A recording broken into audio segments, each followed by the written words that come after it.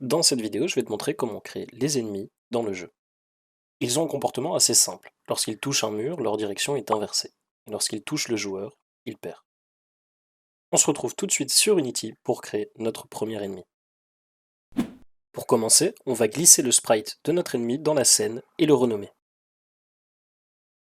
On peut voir que le sprite de notre ennemi est caché par notre tilemap. Pour changer ça, on doit juste dire à Unity qu'on veut afficher cette image à l'écran après nos autres objets.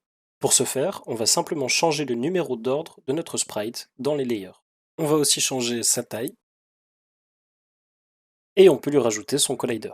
Vu que notre sprite est un cercle, on va lui rajouter un Circle Collider 2D. Et on va appliquer la même astuce que la dernière fois, c'est-à-dire rendre le collider légèrement plus petit que le sprite pour que le jeu soit moins frustrant. On va aussi avoir besoin d'un rigid body qu'on va set sur kinématique. Lorsqu'un rigid body est kinématique, il ne peut plus bouger, à moins qu'on utilise le contraire dans un script. Nous allons maintenant créer un script qui va contenir les fonctionnalités de notre ennemi. On va l'appeler enemy. Et on se retrouve dans Visual Studio une fois qu'il est ouvert. Pour commencer, on sait que notre ennemi ne peut se déplacer que dans 4 directions. Vers le haut, le bas, la gauche ou la droite. Pour représenter ces 4 directions et pouvoir les manipuler facilement dans l'éditeur, on va créer une enum qui s'appellera direction.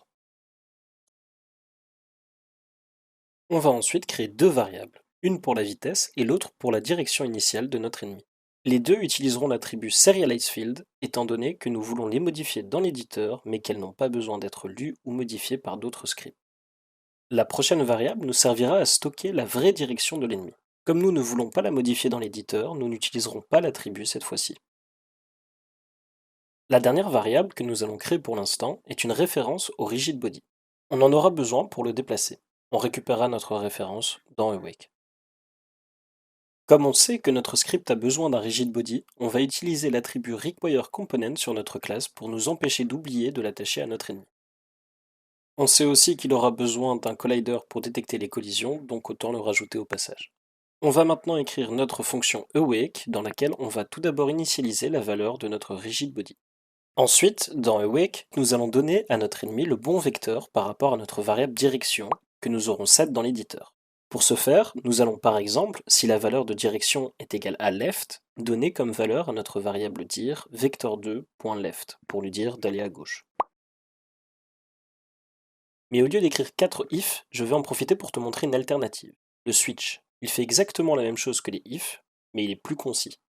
Donc quand on a de gros tas de conditions à la chaîne, il est préférable d'utiliser un switch au lieu d'une série de if. Je vais l'écrire et je t'explique comment ça fonctionne juste après.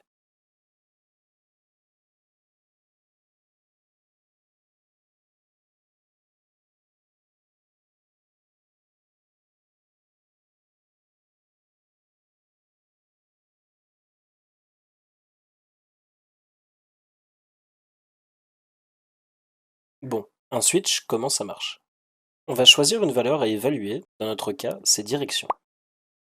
Ensuite, on va simplement dire dans le cas où cette valeur est égale à une certaine valeur, fais ça. Et ensuite, break, qui veut dire sort du switch. Et on va répéter ça pour chacune des possibilités.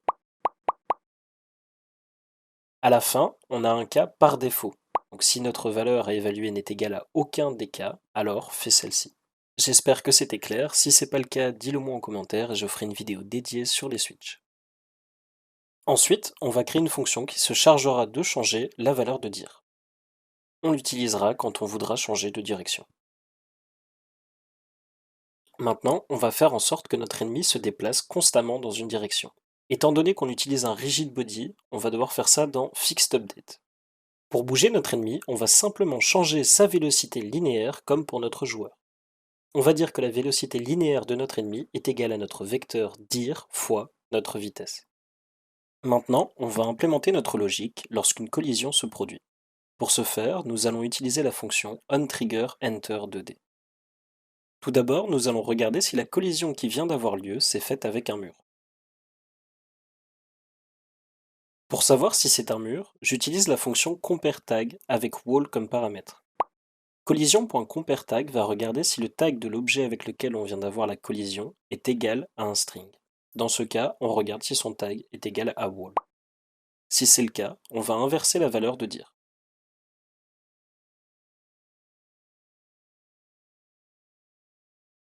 On peut retourner sur Unity. On va tout de suite rajouter notre script sur notre ennemi et lui assigner une vitesse. On peut maintenant glisser notre ennemi dans nos préfabs et on va commencer à rajouter des tags à nos objets. On va assigner le tag player au joueur. Ennemi n'est pas un tag qu'Unity crée par défaut, donc on va le rajouter. Et on va rajouter wall aussi tant qu'on y est.